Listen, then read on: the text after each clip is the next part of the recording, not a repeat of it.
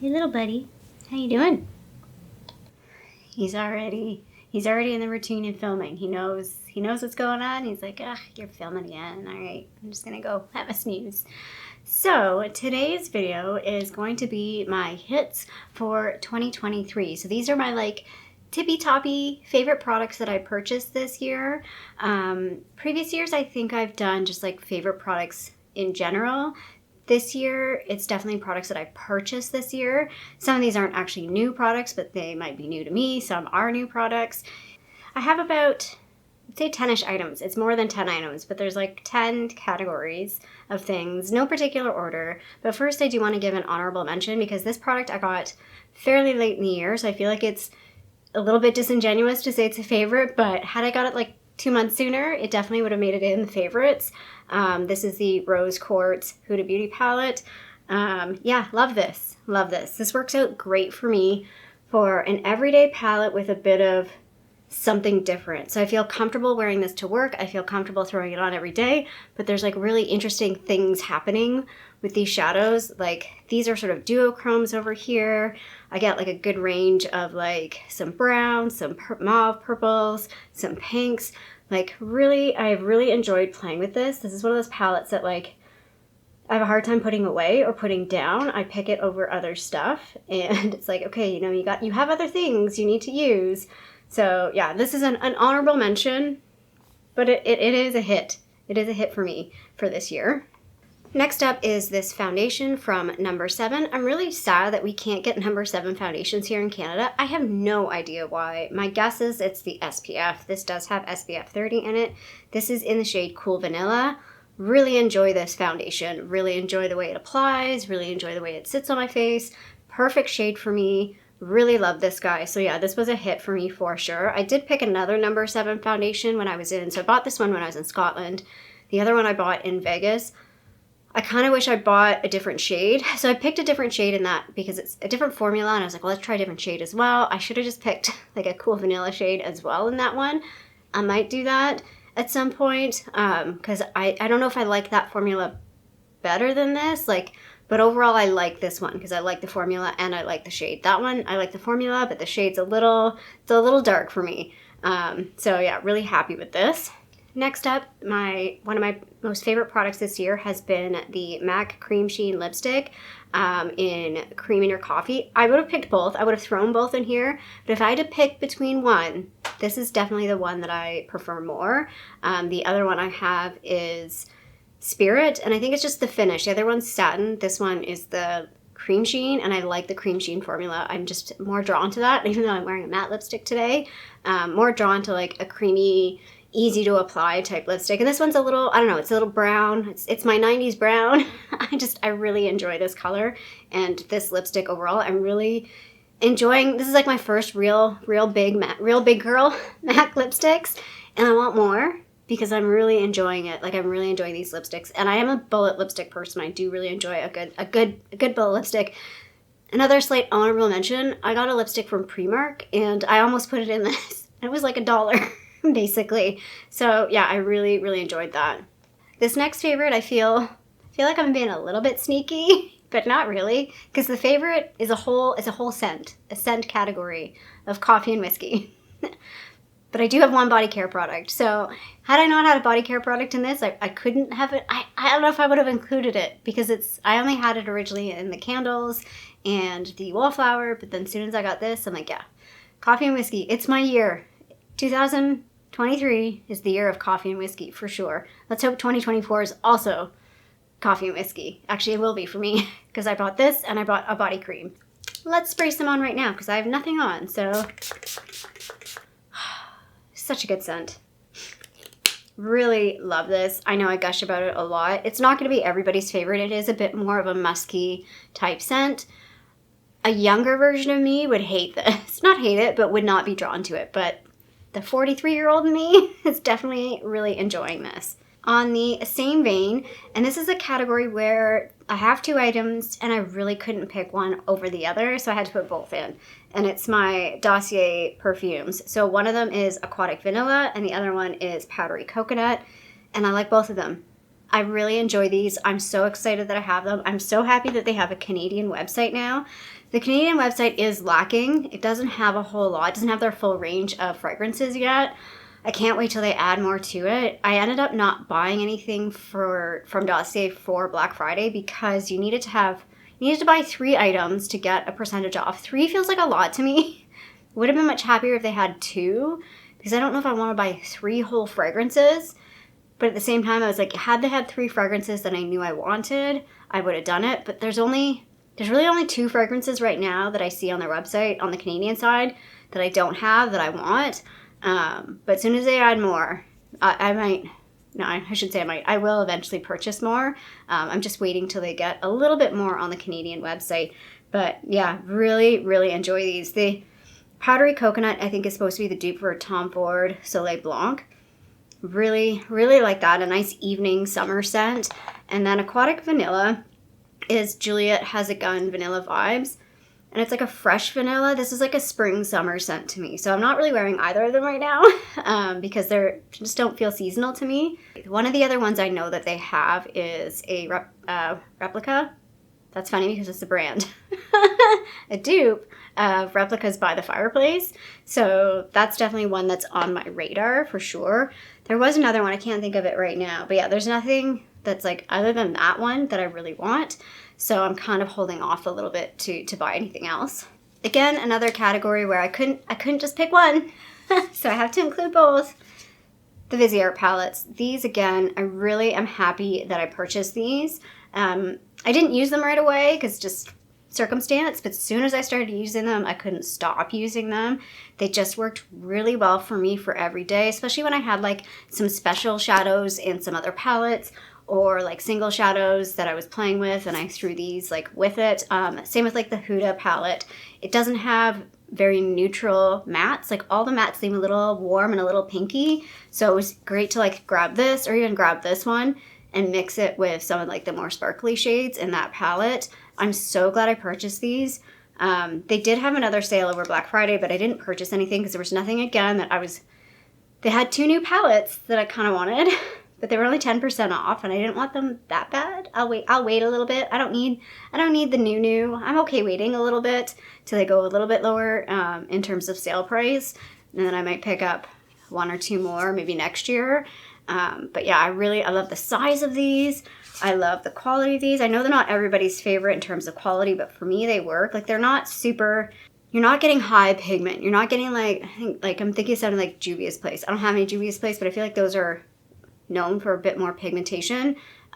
These are a bit softer, but I feel like for me, for every day, they work really, really, really well. So this is the Cool Mattes version.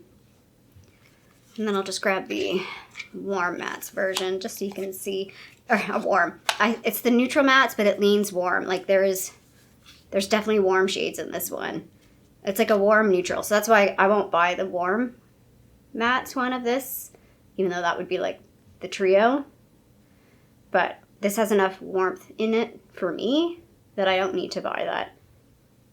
I also would have appreciated a bit more variety between these 3 shades. I feel like they could have done something a little different there. But it's fine. Overall, it's got a good... My favorite, if I could pick a favorite shade, it's the shade Ash in this one. It's this shade right here. Where are we? Woo! Uh-oh.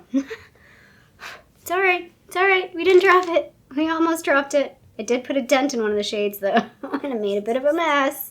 This particular shade right here, like I think you can even see how unique that is. It's like a perfect in-between of this and this. And for me, it's awesome. I love that mousy brown gray. Because if I don't know if I want to go gray or brown, I pick that shade. I'm a very like, I can't pick things kind of person. Can you tell?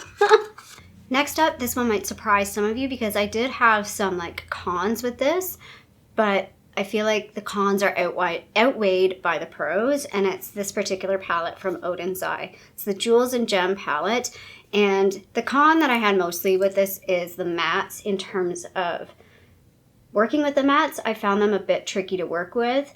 I love the colors of the matte, but I need to play with it more to like try and figure out how to use them a bit better. The shimmers in this palette are amazing, and yeah, it's one of those things like I think like when I was going through like everything I purchased this year, I was like, what if I didn't purchase what I'd miss? And this was one of them. And I'm glad I purchased this. I'm also glad because now I have a better understanding of Odin's Eye formula and the type of shadows that they have. Kind of, again, maybe a con deters me, a pro for my wallet, but maybe a con for Odin's Eye.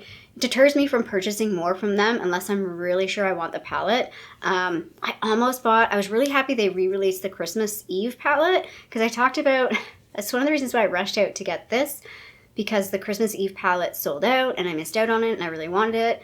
Then I bought this, and then when they re-released the Christmas Eve palette, had I not bought this, I probably would have purchased it, but I decided against it. Again, knowing the formula now, I have to think twice. Is that really a palette that I want?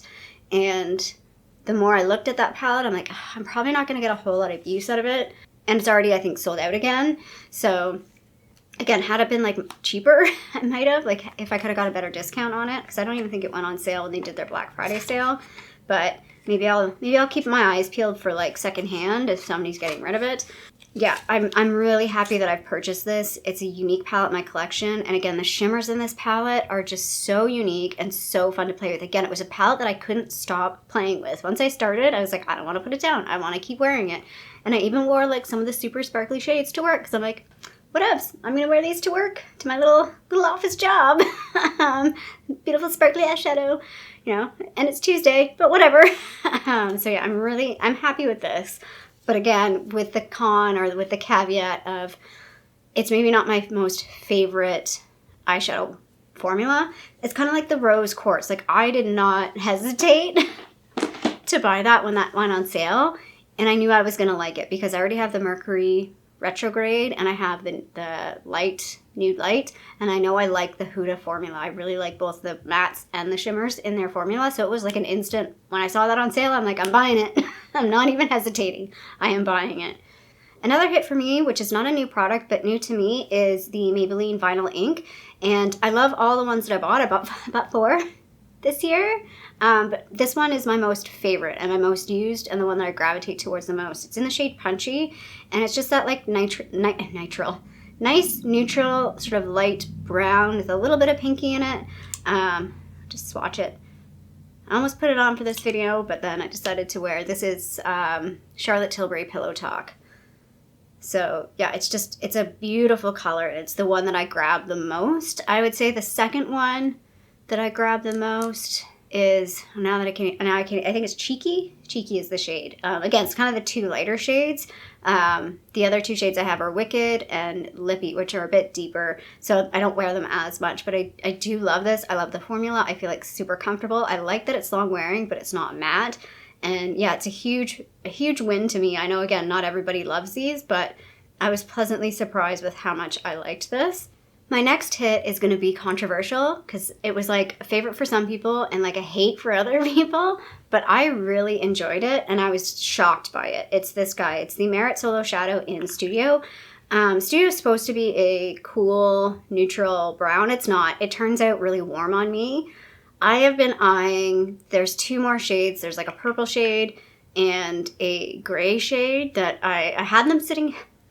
So they were something that I had sitting in my cart when I thought we were going to have 20% off for Sephora Canada, and we did not get 20% off for Sephora Canada. So obviously not buying those right now, but yeah, like I definitely had those 2. I think if I were to pick one, I think I would pick the gray shade because I think I would get more versatility and more use out of the gray shade. But yeah, this just worked really well for me. Again, I think it's like a mature skin thing where, and maybe if my skin were oily, this wouldn't work. Because this, like I know some people said this creased on them. It didn't crease on me at all. It did fade during the day, but not like drastically. I mean, everything fades on me. I feel like my face eats makeup. Everything always fades. But it faded in a nice way that it didn't get like splotchy or weird. And I've used it on its own, and I use it underneath shadow. Yeah, I haven't used it in a little bit, but I want to play with it. Every time I pull this out, I'm like, ooh, I want to play with that. And that's another thing to me. Like, I had a hard time not playing with it when I had it out. So yeah, really, really enjoyed this guy. It was a hit for me. The biggest con for this is the price. It's like 30 bucks for a single shadow. So that's why, I mean, if it were like $15, I definitely would buy the purple and the gray. But at 30 bucks, it's like, pick one. Pick one, and that's it.